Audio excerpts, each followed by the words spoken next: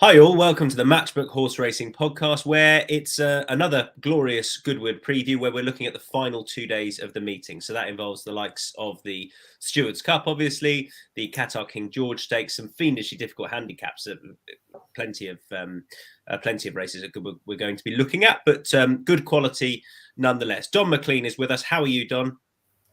I'm good, thanks, Tom. Yeah, I'm good. It's a fairly frenetic week, isn't it? It's hard to pay attention to Galway and Goodwood, but we know it. We know that the week is coming, and it's been good so far. Are you more of a Galway hat on or Goodwood hat on this week? More Galway, yeah, out of necessity, I suppose. But no, I like big in on Goodwood as well. So yeah, it just makes for a busy week. Sam Turner, you're more of a Goodwood hat on chap, aren't you? A bit more of a Panama job, I think, for me, Tom. I wouldn't carry it off as well as you, though. Hats make me look even more ridiculous than normal. I'm not, excuse me, nursing a bit of a cough. I'm not a hat man, I have to say. You can't get one over that quiff, can you? That's the problem. It doesn't get over the lid. Let me remind you of the...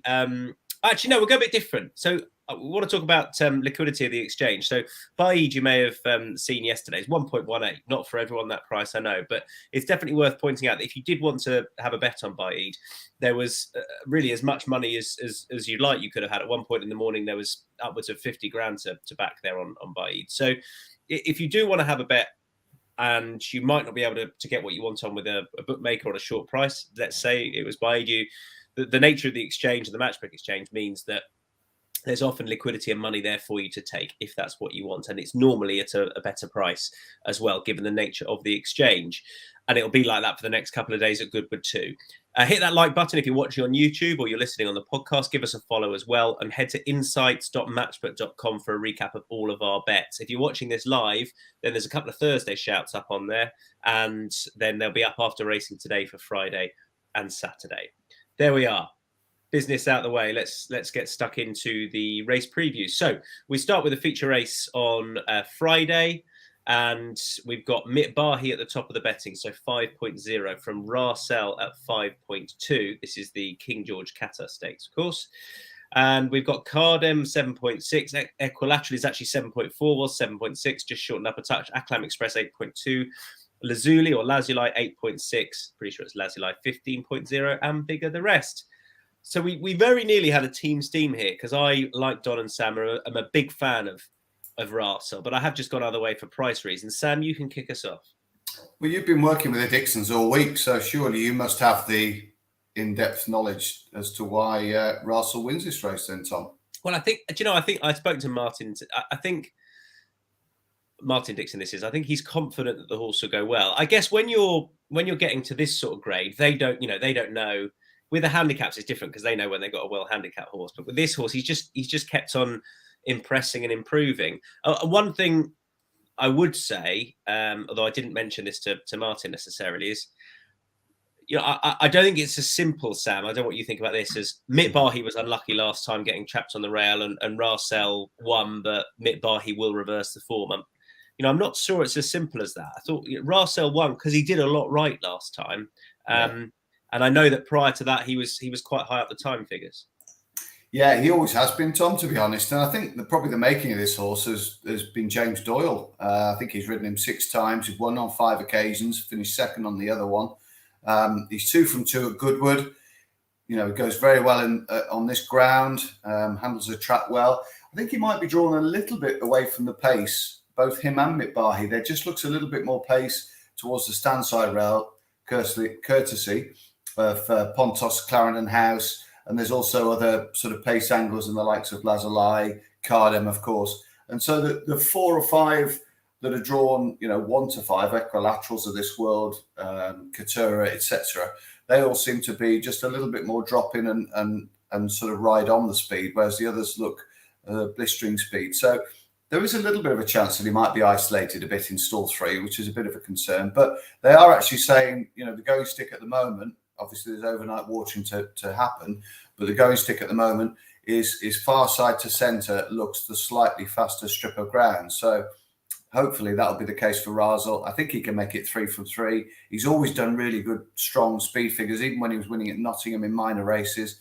and he'll do for me in this.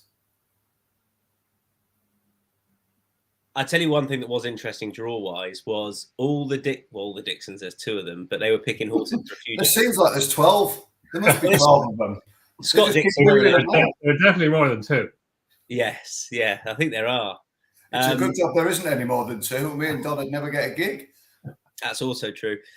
Excuse me. They all picked low for the Stewards Cup, which I thought was interesting. Russell's drawn 3. Yes, 3. Right, Don, your case. Yeah, no, a lot of what Sam said, and just to go along with what you were saying, Tom, about, Medallia did look unlucky, and he was the kind of notebook horse from that Sandown race. But I always think that when a horse, first of all, I think unlucky losers tend to be overbet next time because people think that they've seen something that nobody else has seen, but everybody's seen it. So that's all factored into the market. And also, horse wins a race. That's at least as good as he is. Like if Medallia got out and challenged Rassel, he might have found more because that's just the nature of horses and horse racing. So yeah, I liked a lot of what Rassel did the last day at Sandown. Equilateral was unlucky as well in behind. He was probably even more unlucky than Medallia. And he came over here and ran well in the Sapphire Stakes. He was only beaten about a length or a length and a half by Ladies Church in Monista. So that was a good run by Equilateral, and he comes into it as well. He's drawn 1, which is probably not ideal, way over on the far side. And Cadem, Cadem, you have to like what he did at Newmarket last time in the Palace House Stakes, but I think he might have been advantaged by racing over in the far side on his own. He was on his own and didn't have any horses around him, which he seemed to enjoy. Plus, he was probably in the fastest part of the track, as we know from that weekend. Just a bit of a concern we haven't seen him since. I don't know why. Maybe you know why we haven't seen Cadem since, but that run brings him into it. But I think if he can reproduce that, he'd have a big chance. But it may be that he won't be able to reproduce that. Whereas Rassel, he's kind of the coming horse, and as Sam said, he's run twice at Goodwood. He's won on both occasions, and that's significant at Goodwood, which is we know it's an unusual track, so course form there is pretty powerful, plus the fast 5 furlongs that it is. And yeah, I think the initial market putting Medallia in his favourite because of his unlucky run the last time, and he'll definitely beat Rassel next time type theory. I think that might change, and Rassel might be stronger in the market than him tomorrow morning. So yeah, I think Rassel's the bet. Yeah, and so I was originally going to select Rassel on that basis, and I felt Medallia, it's a stiff 5 at Sandown, and I'm not sure this sharper 5 will suit necessarily, based on his running style. He might win, but I thought Rassel should be shorter. But the fact that you 2 have gone with Rassel meant that I also can put up Aklam Express, who is a bigger price. And if you go back to his run in Dubai the year before last, or the season before last, he won his race his side, and he was unlucky, and that's top level form. And then he ran well out there again this year. He was only beaten 4 3/4 lengths in the King's Stand last time at a massive price when he was up there throughout. There were no excuses, but if Nature Strip won the race by 4.5 lengths, well, the second race, if you like, Aklam Express wasn't beaten very far. He's a course and distance winner, and I know he hasn't won for a good long while, but I just thought he was just a touch overlooked here. I think, he's probably not quite a top level horse, but a Group 1 horse. But, this isn't that. This is a Group 2, and he really doesn't have a huge amount to find. So I thought he was a big price anyway. He might be well drawn too, pretty much flush up against that stand side row, which is where he'll be probably on the speed, or certainly not too far away. That's the King George Qatar Stakes then. Let's kick on. We're going to go back in time, back to the opening race. So this is the 150. Give you the prices for this Goodwood Handicap. Staying contest, Rashun 6.0, Solent Getaway and Mellow Magic at 7.8, Zoffy 8.2, Make My Day 8.4, as is Super Jack. 9.6 with Hold, 9.8 Hydroplane. I'll leave it there. Don, I'll come straight back to you. You are with Rashun. Yeah, I kind of looking for reasons why he might not win or why he shouldn't be favoured, but he's a 5-1 favourite or 6.0 favourite, and yeah, look, we had him on side the last day at Newbury, and I just think he's 8 years old now, but this race has been won by 7-year-olds and 8-year-olds in the recent past, and he comes into the race in good form. He ran really well in both races at Ascot, and the form of those races working out well. Then last time at Newbury, I thought he won with a wee bit in hand. He came there, he was in front from early enough for him, and he just kept on really well and stayed on strongly over 2 miles. I think the step back up in trip to 2.5 miles will suit him, and he's just that type of strong stayer who will be well suited by, this is obviously it's a big stamina race, and he's got the stamina for this type of test. His run of the Queen Alexandra Stakes was a really good run when he only went down by a length to Stratham, who kind of stayed on the far side and got the better of him. He's effective over 2 miles and 2.5, but I think more than anything else, he was in the race in good form. A £3 hike for his win at Newbury last time, that's not arduous. It's only like handicapper couldn't have put him up much more than that. He's up to a mark 104. Jim Crowley run the last day, rides him again tomorrow. Yeah. And yeah, I think he's the right favourite, and I think 6.0 is more than fair. Don, that's 6.0 for Rashun. Sam, who are you with? Yeah, I think if Rashun wins, that'll be another reason to beat myself around the head with a rusty nail in a stick, because I was with him a couple of times at Ascot. Rather agonisingly, he was beaten on the final day at a big price as well. Although I hadn't napped him that day. I napped him on the first day when he was too far back in the race won by Andrew Balding's stay at Coltrane. That was another good performance. So I think I'll have him on side in the betting. I'm going to go with Zoffy. I thought he ran really well at Newmarket. I'm just hoping that run on the July course, on that very fast ground, he was in that stayers race where one or two broke down and one or two found the ground plenty quick enough. Hopefully he won't find Goodwood quite as quick, and going uphill and downhill won't jar him up too much. But yeah, I'll take a chance with Zoffy. I quite like him. I think Hugo Palmer's done well with him this year, and quite like the jockey booking as well. James Doyle riding him. And I'm going with the other Hugo Palmer horse, I guess, really because I put him up at Newcastle, where he ran a big race in behind Trushan. I think there is a chance that the extra distance will suit. I am interested they put a tongue tie on. Already seemed to see it out okay last time. He's obviously nothing like the price he was at Newcastle, but he ran well on that occasion. He'd had an unlucky profile coming into that. When he was unlucky at Epsom, he pulled his chance away in the Chester Cup, and then it didn't work out again at Epsom subsequently. He got a run last time. He ran really well, and I'm just hoping the step up in trip suits. He's still a win and place shout anyway, and yeah, I can't argue with Rashun at the top of the betting, but I thought Solent Gateway was interesting enough at the prices anyway. Are you both looking for a horse that's not going to get too far back? Is that how you want to play this? Yeah, definitely the way I've backed hold of horses in this race before, in years gone by, and they've struggled to get into it. So I want something that's fairly handy myself. All right, let's kick on to the Bonhams Thoroughbred Stakes. So this is the 225, and Check and Challenge is 3.0. Bayside Boy 3.25. Berkshire Shadow 3.95. Rocky Gianni is 8.4. Sunny Liston 20. The Wizard of I 27. Hotline Bling is 42. You two agree. So Don, you can make the case first of all. Yeah, I don't think we're going to find another Baid in here.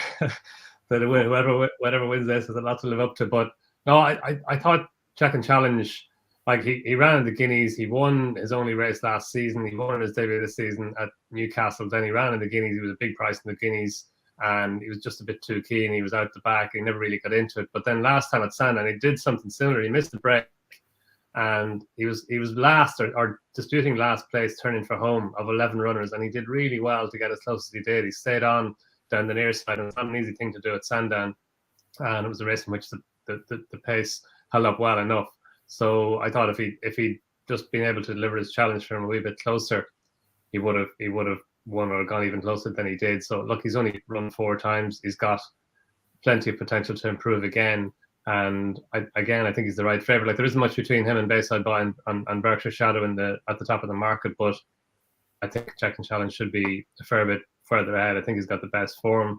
I think he can step forward from his run the last day. He's more unexposed than those 3 as well. He's got a little bit to find on ratings with the 2 of them, but I think he's got the potential to find it. Yeah, I think he's the right favourite.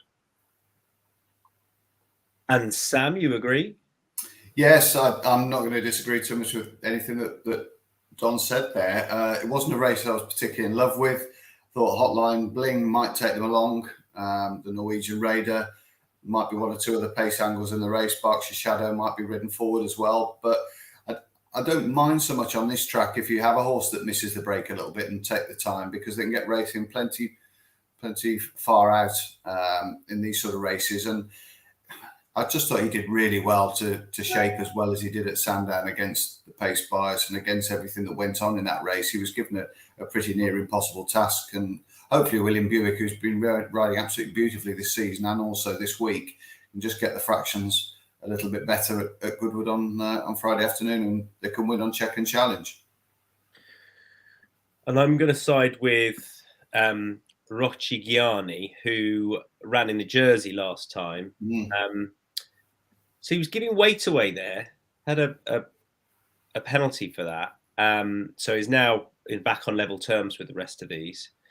And I think he's going to race handy. And I thought if anything, he was probably a bit done for toe. I know that he hasn't won over them, but I thought he's done a bit for toe. And then he kept on again. He sort of rallied late on. I don't think he'll be too far away out of one, because I think he led prior to that in the German 2000 Guineas, where he was beaten by Maljoom. I thought Maljoom ran a very encouraging race subsequently at Ascot, when only beaten half a length by Kariba. So I think the form is pretty good, and the two were clear that day. And yeah, I just thought over a mile, there was a case that he could definitely be shorter than he is. It's annoying there aren't 8 in the race. Otherwise, I'd definitely play win and place. I don't know if I want to with just 7. I'm probably just going to go small win bet on the German Raider, now back off levels. And I think at 1, he'll certainly be in there pitching, turning in. And if he's away, I think they should ride him to stay the tricks. I think he does. So, yeah, I thought he was the price selection. Anything else to add, gents? Good. On we go. On we roll. 2 shouts for check and challenge, and Roccigiani for me. Right, the mile handicap. Frightening this is. Noble Dynasty, 3.75. One of a number of well-in horses. Shining Blue, 8.0. Jimi Hendrix, 9.6. Blue for You, 11.0. Rebel Territory, 12.0. As is the Turpinator. There's been a bit of money for Salame into 10.5.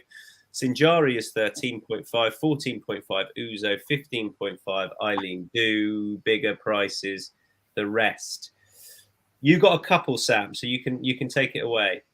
Yeah, well, obviously Noble Dynasty. Was he £6 well in, Tom? You probably know more about these things than me. He got £9 and he's got a £3. £9, yeah. So even with my maths, that makes him 6 well in. He's nicely drawn as well. The draw gods have been very kind to Noble Dynasty, a horse that likes to go forward. Obviously impressed when beating Echo Point very comfortably at Newmarket. A horse that stood out really on what he'd done the previous year, and also on the speed figures going into that race. He was very well backed as well ahead of that July meeting. So very, very confident about him coming back to form in great nick. And he certainly did. He came off the break in really good fashion. And as Don says, has gone up 9 for that performance. And you couldn't really argue with that, to be honest. So he's obviously a very good starting point. The fellow Godolphin horse is drawn in 20, Shining Blue, and he takes up a chunk of the market. Well, I think there's only one horse in the last 10 years that's been drawn double figures, and that was drawn 13 when that won. So I think I'd have to rule him out. And Jimi Hendrix had a hard race at Newmarket as well, and he's sort of up there as well. So I took a chance with it with a couple here. I like the fact that Montasib's come out for William Haggis. That's very kind of William to let Lawful Command come into the race for Brian Meehan. I think he's a little bit overpriced at 21.0, and hopefully we might see a little bit bigger than that. Bit of a Goodwood specialist, race on the speed.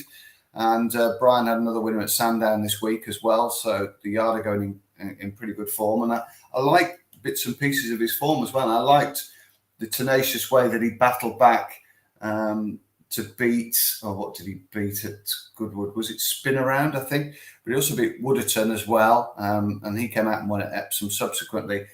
I thought the run as well in the Britannia was really good form when he finished 5th. I didn't think that track would suit him ideally, but he kept plugging away and he was in the van for much of that race. So I think he's, if he turns up here in the nick that we've seen him for much of the season, I think he's a big player at 20-1. And the other one, I can't leave him alone. I do think the ground might be a little bit quick for him because I put him up in the Hunt Cup and he was a non-runner on the day, and that's Rebel Territory, who's got plenty of form around Goodwood as well. I think he's drawn 9, which isn't too shabby. And if they let him take his chance, if executive do the job with the watering and there's 5 mil go on the round track overnight, that might just encourage the Perrotts to run Rebel territory. I think he's got a big chance as well. I really like that Lawful Command shout. Because I'll be honest, when I looked yesterday, made the selection yesterday, I was quite keen on Montasib. So I hadn't really till I saw the draw. Yeah, well, yeah, 16's a 16. I was speaking to the Dixons about Ross Collin, and they were like, "Look, whatever we think, we're stuffed in 18." And I think that's the general. What do you do from there? I think they'll probably ride it a hostage to fortune, but it's going to be tough from there. Anyway, so I'm just gonna jump on your bandwagon. I will back Lawful Command. I think that's a very tight case made there, but that's very much your shout. The main one I wanted to back was Eileen Dew. This horse was campaigned at the Sunday series in order to win the 100 grand bonus and win 3 races. The trouble was he started off a bottom weight in a race off 79, and then one went up to 84, and then couldn't get into a race. That's why they ran over 6 at Ponty, which didn't suit, and then he won subsequently at York. Look, he's well in. He's I don't know how well in he is actually. Let's have a look. He's £2 well in. I just think he's so progressive. Normally I sort of swerve away from horses like this because I think they might have reached the ceiling of their ability, and I perhaps try and forgive an unlucky horse. But I just think he's got so much in his favour. I think a nice big. He's proved himself in big field competitive handicaps. Well, that's what this is. He's drawn well in 6. He wants a pace to settle in behind. This is the perfect distance, and we know he's well in. So I thought he's a big price, given how progressive this horse is. And I know you might look that he's been winning class 4 and 3 handicaps before his class 2 success last time, but they're only that in name because they were so competitive. 15.0 is fair enough. And I think, when the back and lay get closer together there, you get a little bit more than that. So he's my main selection in the race. Don. Yeah, look, I like Island Dove, and he won well the last day, but I think there's a chance that Blue For You could reverse places with him, not just because he's £3 better off. Obviously, Island Dove is £2 well in, but he has to carry that £3 penalty. Blue For You races off the same mark. But I just thought that Island Dove had a better run through the race the last day at York. Blue For You did. He had to come from a bit further back, and he stayed on well, failed by a half a length to get to Island Dove. And it was a similar scenario next time back at York over the same course and distance when he failed by a neck to catch Galley. Again, he was well back in the field. It was only a 4-horse race that didn't go a great pace. He was a little bit keen through the early stages. So I thought he did well to get as close as he did to Galley. And that was probably a step forward from his run behind Island Dove the time before that.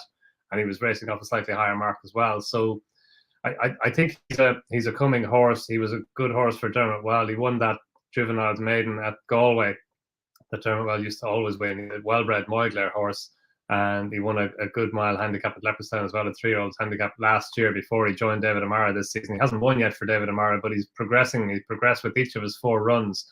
And look, this is the biggest draw race on the calendar, I'd say, or definitely one that really have to be drawn low. Now, you don't have to be drawn in stall 1, but Blue For You, I suppose you probably wouldn't choose stall 1, but you definitely take stall 1 in front of anything over 10. And I just think that if he can just travel, he does travel well through his race. I think the fast pace that they almost invariably go in this race will suit. I think if Danny Tudhope can just get him into a nice position, he doesn't have to be way far back. And in fact, he raced prominently on a couple of occasions when he won that 1 mile handicap for Dermot Well. He was prominent the whole way. So I think he can just race behind the pace from a really good draw. And again, he's another well handicapped horse. He's back down to his mark of 93. There's an early closing race. He doesn't have to carry a penalty because he didn't win. So he's £3 well in. He meets Island Dove on better terms than the last day. Look, you can understand why Noble Dynasty's favourite. He's the handicap. He's the best handicapped horse in the race. But I just think Blue For You, I think he's got plenty in his favour. I think the rest will be on to suit. Okay, Blue For You for Don. Last race we're going to look at on Friday is the Queen's Plate Glorious Stakes. And this is over 1.5 miles. I'll give you the betting currently with Rebels Romance, who I opposed last time, and he won 2.76. Regal Reality 6.2. Global Storm 7.6. Fancy Man 9.8, as is John Leaper. And then bigger prices, the final trio. Well, this is a no-bet race for me. I was very tempted to lay Rebels Romance. I'm just not convinced by him as a horse. But then I watched back last time, and maybe returning to turf did suit. Even though I think it's very weak form. So he just made the race too difficult to play in for me. You gentlemen are both with Regal Reality. Don? Yeah, look, I thought Rebels Romance won well the last day. I thought he won with plenty in hand, so you can understand why his favourite, Regal Reality. Like he's a classy horse. He hasn't won in a little while, but like his course form here is very good. He's finished third and won. He won the 3-year-olds race here in this at this meeting when he was obviously when he was the 3-year-old. It's 4 years ago, and he was at Cheveley Park. But I just thought he ran well the last day. He kept on well and back over the course and distance over which he's proven. Sorry, back at the track over which he's proven. I just think he's a classy horse who's kind of gone off the radar a little bit and kind of fallen out of favour a bit. But I thought his run the last day was a step forward, and that was over 10 furlongs, up to a mile and a half. There's every chance that he'd improve for that. So yeah, I think, look, he's not a confident selection, Tom, but I just thought that he was a little bit overpriced, and he's worth a small interest against the favourite who's vulnerable for all that he was impressive winning last time. Step up in trip for Regal Reality, Sam? Yeah, that's a little bit of a concern because it's a bit of an unknown, a step into the unknown, if you like. But his run style as he's got older suggests that it shouldn't be too much of an issue for him. All the times that he's raced recently, he's been staying on over a mile and a quarter, not quite getting there. And I think it's probably a decision that is worth taking. I think he's finished first and third, as Don says, on his 2 starts at Goodwood.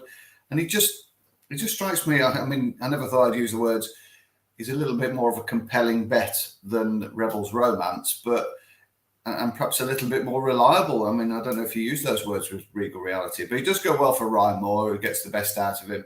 And I thought the race would set up quite nicely for him. Rebels Romance struck me as a great big son of Debawi. He coped with the fast ground really well, July course, but I just wondered about Goodwood uphill and down dale. And like you say, that form beating Kamari, who, admittedly is a useful horse when he's right, but I just wasn't in love with that at all. And he might just be a big horse that has a raking stride that never really looks particularly impressive, but just keep grinding away. And he might be well suited by the rigours of this race, but it wasn't a heat that I liked particularly, and I prefer to side with a horse that I know is proven at the track, even if he's not proven at the distance.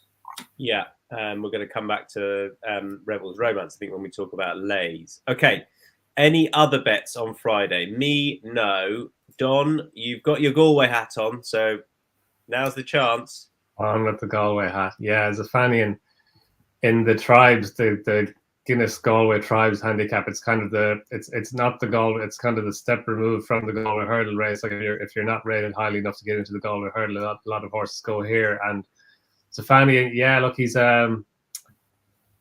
was a really good juvenile hurdler. He was just below the top-notch juvenile hurdlers. He finished 4th in the Grade 1 juvenile hurdle at the Punchestown Festival. He ran at the Fred Winter, so that's the type of horse he is. And he kind of lost his way. He went chasing. He didn't really take to fences. Then he went back over hurdles, and it's taken him a while to, I suppose, rediscover his old form. But he did well the last day at Killarney. He was really well backed and didn't look likely going down the back straight, but Dennis Hogan got a good tune out of him, and he stayed on really well and won well.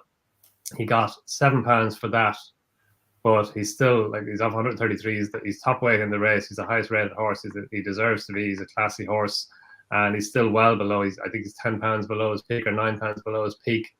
And Dennis Hogan fits blinkers for the first time. But I just think more than that, he seems to be rediscovering his form. The fast run race should suit him well. And he's still only 5. There's still could be plenty more to come. So yeah, I think depends how they bet, but I think he's interesting. All right. I might see what sort of market we've got for that in a second. The 5 o'clock at Galway. Sam, you've got one at Goodwood. Yeah, I just take a little chance in the 4:45, Tom, with Beautiful Eyes. Not just because I'm working with you, but because she ran really well in that Platinum Queen listed race, which was, I think, new track record. You were there yesterday, probably a bit more aware of these things than myself. But yeah, they absolutely flew there. She got beat 6 legs. She stayed on quite nicely. She's an 83 rated filly and pretty much an early season 83 rated filly, because she was doing her winning at Kempton and at Ayr very early on in the spring. But I thought that was a nice effort. She came home quite nicely. Yeah, she's beaten 6 lengths, quite a big margin. But if you put the 2 races together, both the the bit of useful Trilham win and that race, then she'd have been in the mix in both really. And I thought, back into a sort of not a bog standard nursery, but one where Bolt Action's a nice horse, but not unbeatable, even if he did come out of the Windsor Castle. I thought it was worth taking a chance with it at a double figure price. Frankie Dettorian, she steps up in trip. That's a bit of an unknown, but the way she finished off on Wednesday afternoon would suggest she's got a chance of getting the trip. And she does come from a family that stay fairly well. So that offers a bit of hope for encouragement. Okay. No market as yet for your race, Don. Just see what price are you hoping for Beautiful Eyes, Sam? 15, 17. Well, you got 15.0. Yeah, out of stall 9. There you go. Okay, lays we come to. So I think it's only you, Sam. Don, please feel free to speak up if you have one. I don't. Sam, you're looking at laying Rebels Romance? Rebels Romance, maximum price 3.0. I can understand why it's towards the head of the market. He's towards the head of the market. Big Son of Debarwi, they've got him back on track. And if he's well backed and he's shorter, that would probably worry me a little bit because the Godolphin horses tend to be well supported and they go and win. So there's all those caveats. But if we have to put up a lay, he's the most obvious one on the card for me because he's unproven at Goodwood. And I didn't think a great deal of the race that he won. But obviously there could be a bit more potential now he's got the wheels back on the track. It's all price relative, isn't it? Best bets then. I'll come straight back at you, Sam. Your best bets. You've already given it as another bet in that fourth. Yeah, I'll go with Beautiful Eyes, Tom. I'll take a bit of a chance. I think she could be a little bit overpriced in the context of this race. Don, your best bets in the sprint. Yeah, Rassel, for all the reasons outlined earlier. The course will suit. I think the race will be run to suit. He's unbeaten in 2 runs at the track. I think he probably didn't get the credit that he was due for winning at Sandown the last day because all the focus seemed to be on Medallia and Lucky Loser. So yeah, I think Rassel's a decent bet. Okay, and I will go with Roshigiani in the Bonhams Thoroughbred Stakes, the German raider who is now back off levels with everything and should get a forward ride from a nice draw and a step up in trip. I think will suit. I thought he was overpriced. That's my best bet on Friday.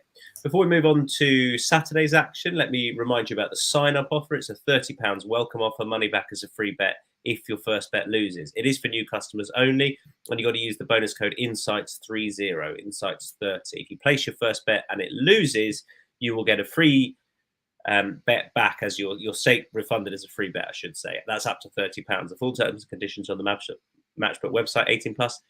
BeGambleAware. A reminder, as we demonstrated earlier, with regards to liquidity and best prices, you're most likely to be getting those given the nature of the exchange, and you'll certainly have up to 30 quid available to bet on whatever selection you want. So it's worth doing with the exchange. If you don't have an account, may as well open one up, because if your first bet doesn't win, you can get your stake back as a free bet up to £30.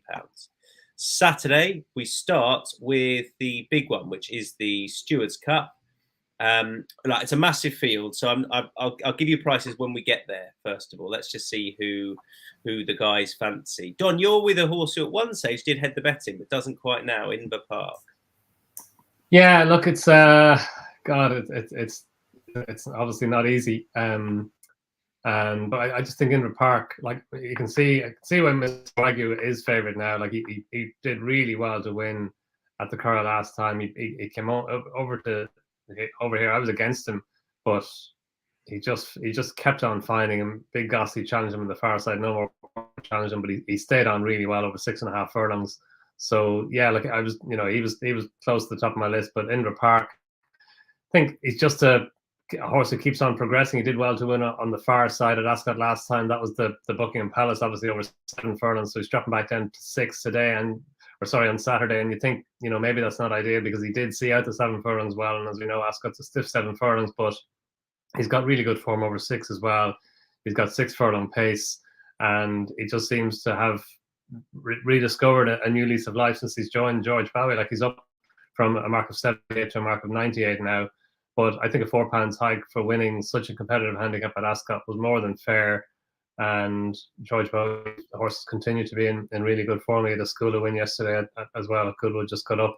yeah, I think in the park, he's not a very original selection, but I think he's a horse who's going to run his race and should run close, should get very close to being in the places and might have enough in reserve to go and win it. If you're watching us on the YouTube feed, you can see that Adrian Clark's Premier League preview is available at insights.matchbook.com. So with the Premier League on the horizon, the return of it, it's well worth checking out. Adrian probably tells you that Wolves are going to go down. Insights.matchbook.com for that, I jest, Sam. But well worth having a look at. He's probably right, Adrian, unless he's privy to the fact that we might add to our one summer signing this year. Well, I know, unpleasant. Yeah, at least you kept the best, your striker, so that's good. He's injured. Oh. Other than that, it's all good. Right, let's get Sam's selection. You're probably feeling really buoyed off the back of that chat. Well, Mr. Wagyu, I wouldn't mind us signing him, to be honest. At least he'd play most of the games of the season. Got an absolutely unbelievable record, Mr. Wagyu, when he runs in June and July. I think he's run 29 times during those months in his career, and he's won 15 of those races, which for a sprinter who competes at the highest level, or certainly the most competitive level in these big handicaps, is an astonishing strike rate, really. So he did really well to win, Don, didn't he? Over 7 furlongs at the Qatar the last day. Stuck on very gamely and managed to grind it out. And he looks as though he's drawn with the majority of the pace on Saturday, with the likes of Abel Kane, Zargan, Good Eye, the Swedish Raider, just another bottle next to him. There looks plenty of horses that hopefully are going to take him into the race, or he can race alongside. Also above in 16, so there's a little bit of pace to the right of him as well. Obviously won the consolation race last year, and we've already seen John Quinn sprinters at Goodwood this week. Lord Ridderford bounce back to form and win. So I'm really hopeful of a big run from Mr. Wagyu. He's one of the few anti-post bets I've had this summer, so I'm hoping he can run quite well. And the other horse I quite like was Great Ambassador, who was second in an Air Gold Cup last year and definitely has had his light hidden under a bushel, whatever that means. This year, he's contested 2 group races. Safi Osborne takes a ride, claims a valuable 3, and just looks a quite a cute piece of training. I wonder whether our esteemed colleague George Baker's had anything to do with the placing of this horse this year, and kept him well away of any competitive handicaps.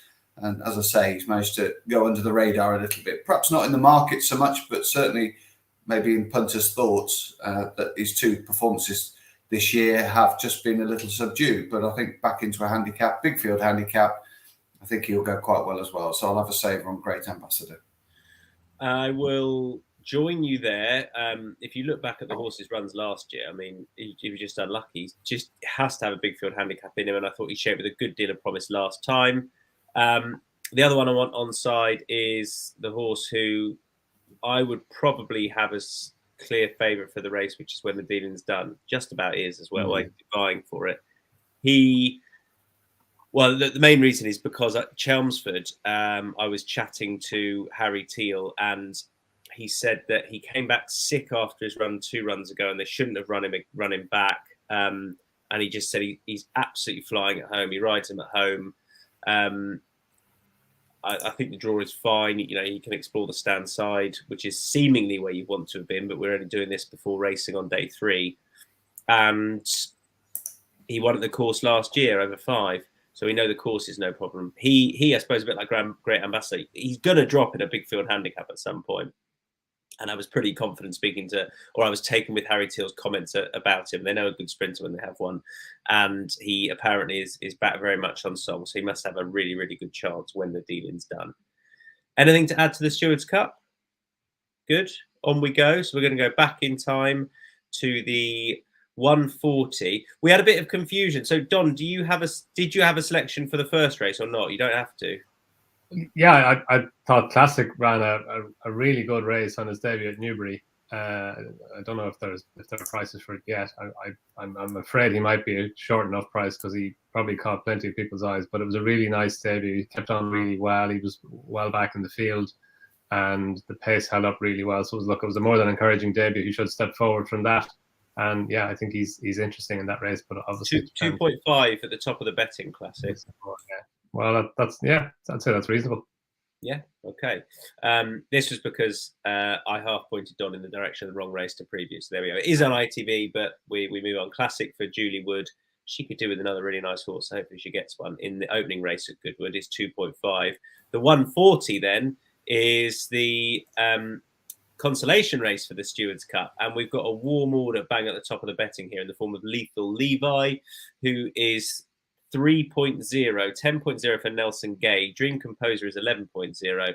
We've got bigger prices off the back of that. The key point here is 3.0, top of the betting. Lethal Levi will do for Donn and Sam. You can make the case first of all.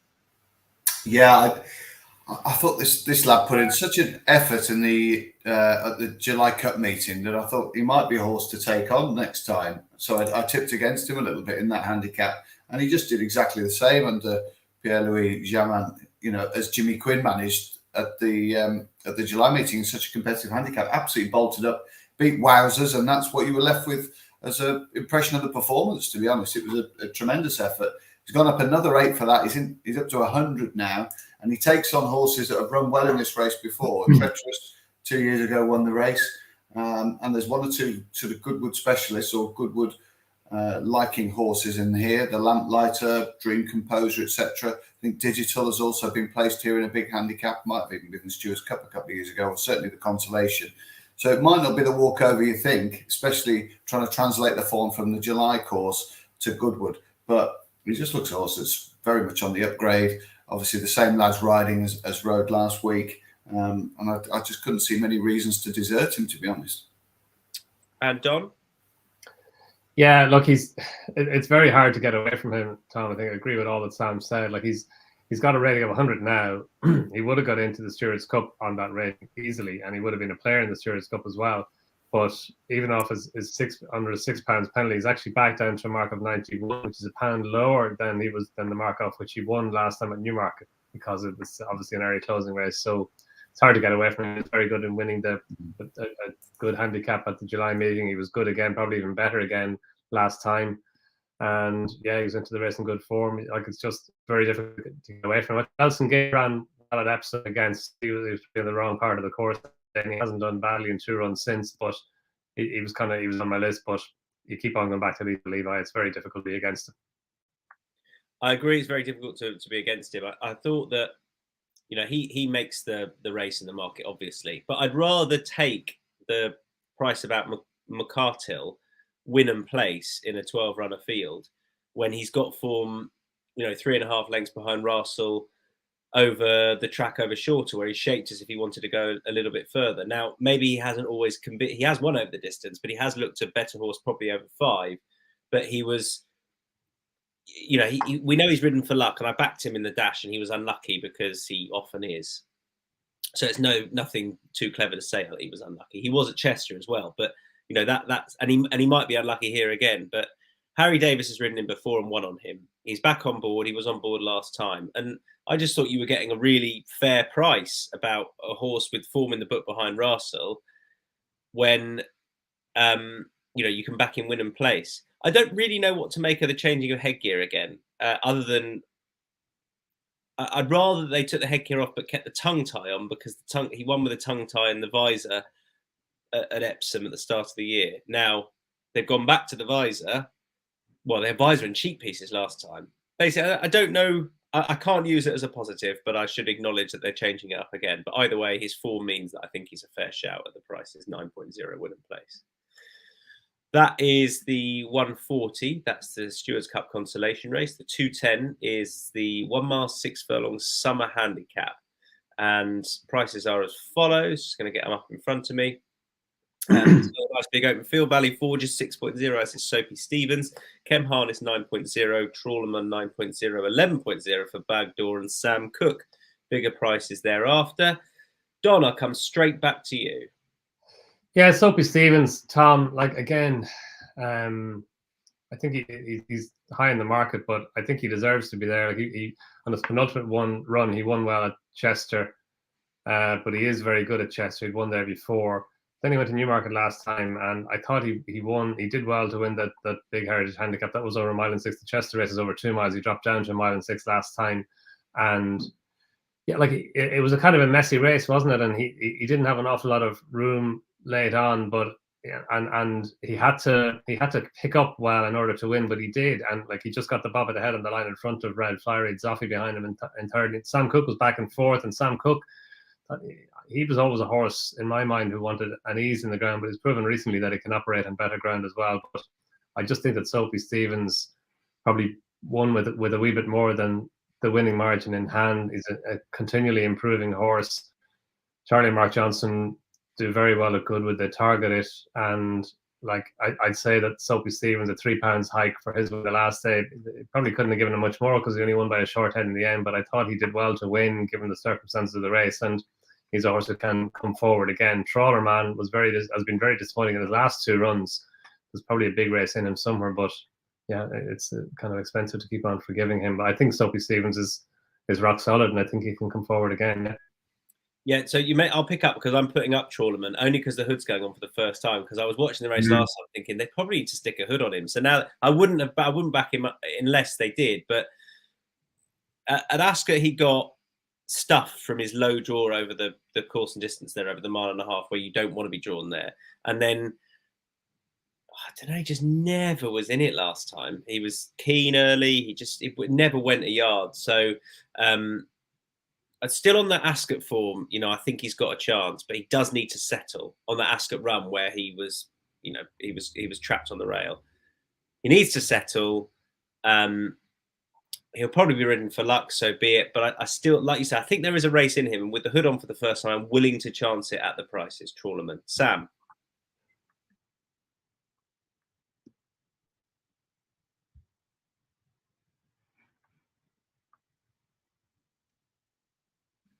Come in again, Sam. Sorry, come in again. There you sorry, go. Tom. That was the best part of the whole performance. I'm sorry, I don't know whether I can repeat that. Very good. Go on. Yeah, I can certainly see the back to lay angle for Soapy Stevens. Thriving, just one of those typical tough as teak handicappers for Mark Johnson, who's already had quite a good week. So I can certainly see the case for him. He'll probably take him along with Golden Flame. I'll risk a little bit on Valley Forge. I thought he was ridden a little bit too far forward in the Northumberland Plate. I don't like them on the round track there, trying to make all or race handy without much cover. So I'll certainly afford another chance to Valley Forge. And I'll risk a little bit win and place on our old favourite, Yukon Glen, who was only 5 lengths behind Stradivarius in one of his Goodwood Cups. I think he got beat ahead in a 1.5 mile race as well last year at Goodwood. I think he's 21 plus, something like that. Pull my Renan back on, and I'll just risk a little bit on Yukon Glen. I think the race sets up quite nicely for him. I wouldn't be surprised to see a better showing from him than last time. Okay, Yukon Glen added to your first shout. So Valley Forge, Yukon Glen added to that. Let's move on to the next, which is the 245. It's the Lillie Langtry Stakes. This isn't for me personally. I thought this was tough. Didn't like the look of this. So prices are as follows. Sila Rosa heads the betting, 2.5, I should say. 3.5 for Emily Dickinson. Yes, 8.0. Glenartley is 11.0, as is Urban Artist. Bigger prices the rest. How strong an opinion would you have on Sila Rosa, Sam? About 5 out of 10. Fair enough. Yeah, just a very consistent filly, isn't she? But she was brushed aside by Free Win. But I do think she's a very talented horse, so there might not have been too much disgrace in that performance. And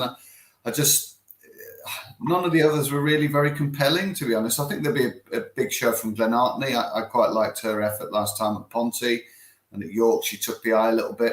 But yeah, it just wasn't a race that I'd probably be looking to bet in. But I like Sila Rosa, and I think at least she's tough, genuine, and she gives her best, so she'd probably do for me here.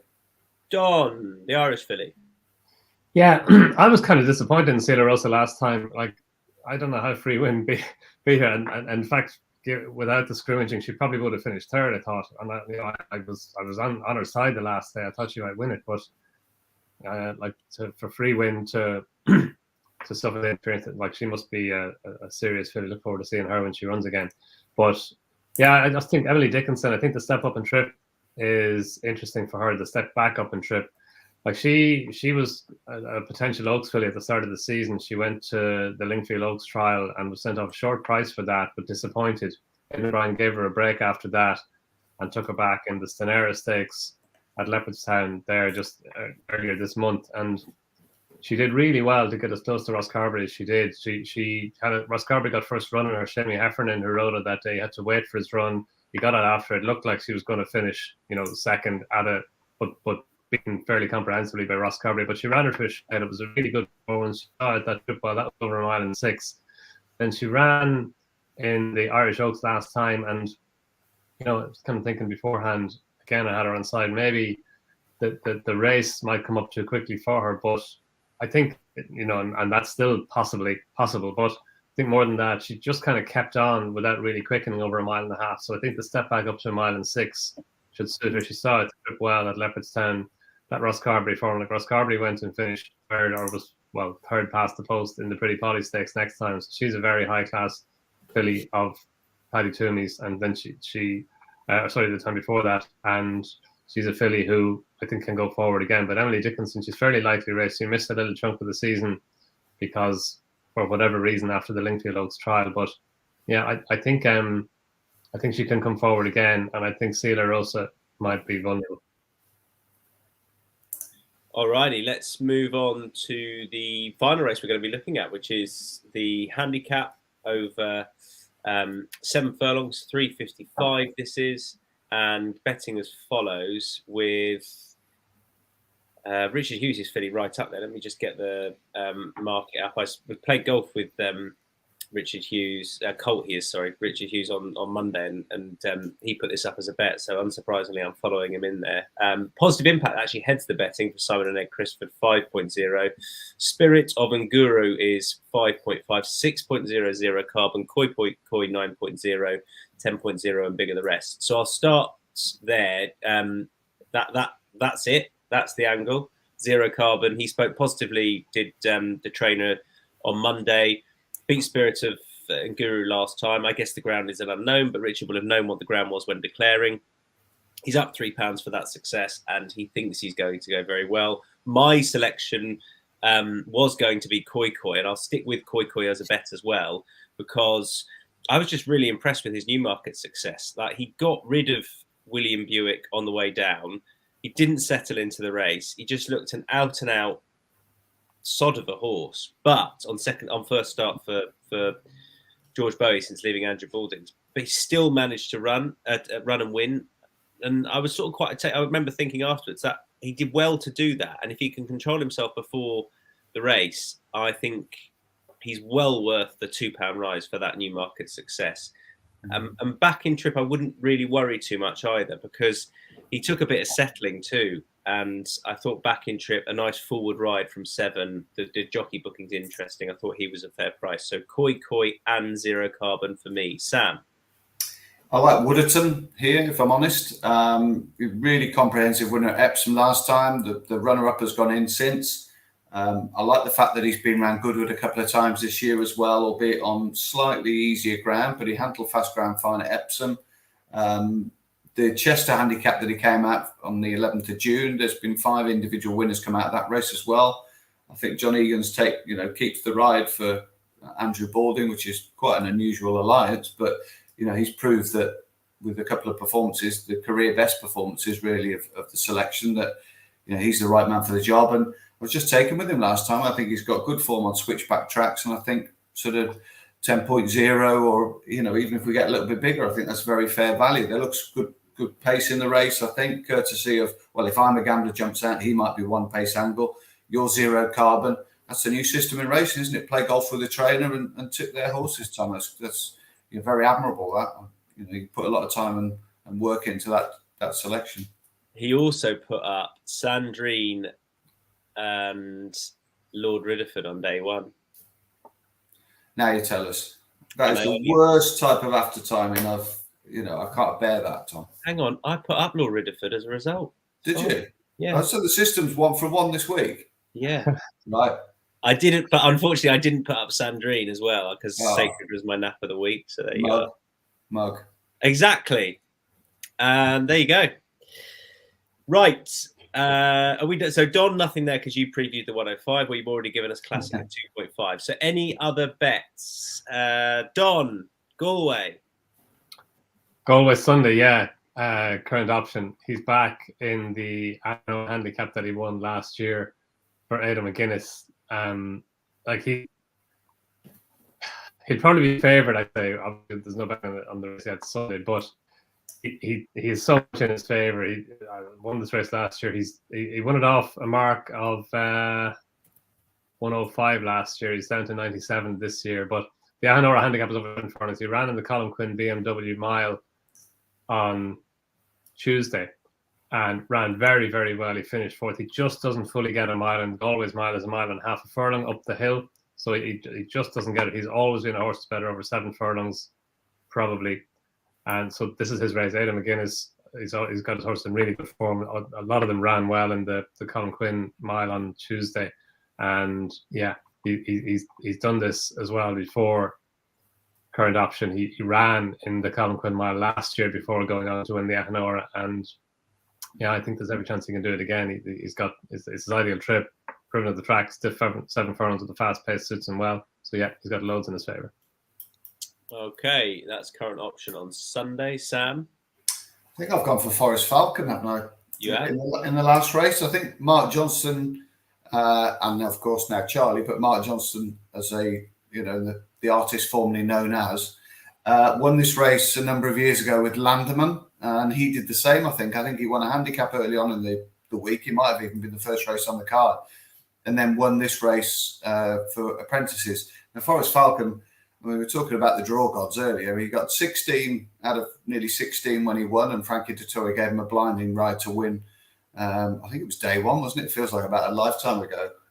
And unfortunately, he's got 15 with Harry Davis on board here, 15 of 18. So he's not had it easy, the poor chap, but he's in such rude health, and he won with a little bit of hand-beating Brilliant Light, who admittedly didn't get the clearest passes through under Danny Tudhope. But I think maybe he could back up and win this again for the Johnston clan. Okay, and we move on to best lays. Just confirming Forest Falcon for Sam there. Best lay. I think we've got any for Saturday. I certainly don't. Raise your hand if you have one for Saturday. Nothing. That's fine.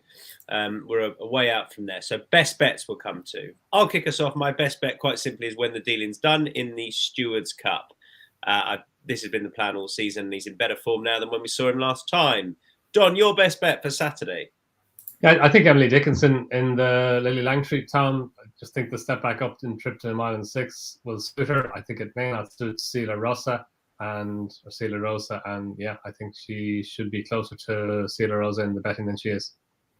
And Sam, your best bet? I'll go with Wooderton in the 7 furlong handicap, Tom. If you've nicked the Stewards Cup, and I'm happy for Don to have the Lillie Langtry, so I'll go Wooderton each way. Win and place.